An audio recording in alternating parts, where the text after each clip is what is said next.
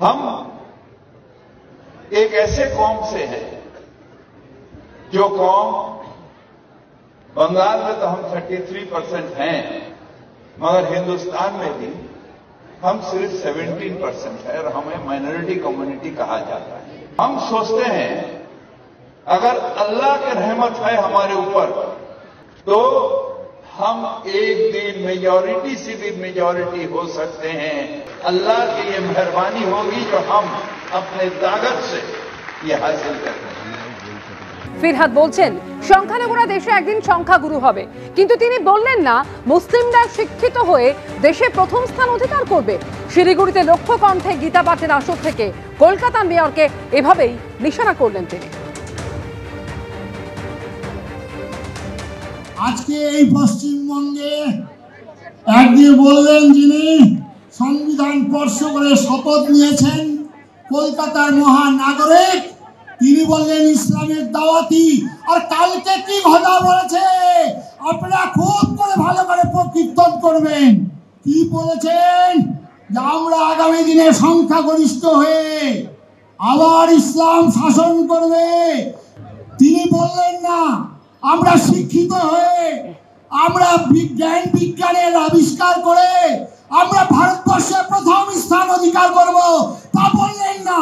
তিনি বললেন আমরা সংখ্যাগরিষ্ঠ হয়ে আমরা মুসলমানের রাজত্ব করব। কত স্বপ্ন দেখেছিলাম বলো বলো সবে শত বিনা বেনু রবে, ভারত আবার জগৎ সভার শ্রেষ্ঠ আসন লবে। হুঙ্কার হুঙ্কার ফিরাদ হাকিম, হুঙ্কার আমাদের দিচ্ছে হুমায়ুন কবির। সুতরাং আজকে প্রদীপ্ত হুতাশনের মতো দাউ দাউ করে জোরে প্রমাণ করে দাও আমরা হিন্দু, আমরা এখনো মরিনি, এখনো মরিনি, এখনো মরিনি। এর আগে গতকাল ফিরহাদ হাকিমের মন্তব্যকে হাতিয়ার করে সংখ্যালঘু সংখ্যাগরিষ্ঠ ইস্যুতে সুর চড়িয়েছিল বিজেপি। পুরমন্ত্রী ফিরহাদ হাকিমের একটি বক্তব্যের ভিডিও পোস্ট করেন বিজেপি আইটি সেলের প্রধান অমিত মালব্য। हम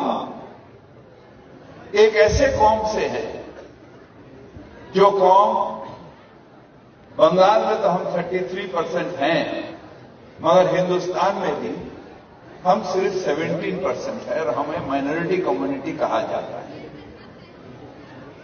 मगर हम अपने आप को माइनॉरिटी नहीं सोचते हैं। हम सोचते हैं अगर अल्लाह की रहमत है हमारे ऊपर तो हम एक दिन मेजॉरिटी से भी मेजॉरिटी हो सकते हैं।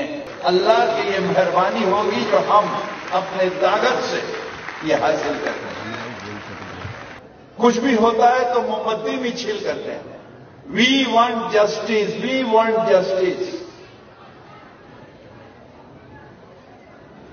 हम कहते हैं मिছিল करके जस्टिस मांगने से नहीं होगा। अपने औकात अपने रुतबा ऐसे जगह पर बढ़ा जो तुम खुद जस्टिस देने के लायक होगे। जस्टिस मांगोगे नहीं, जस्टिस दोगे।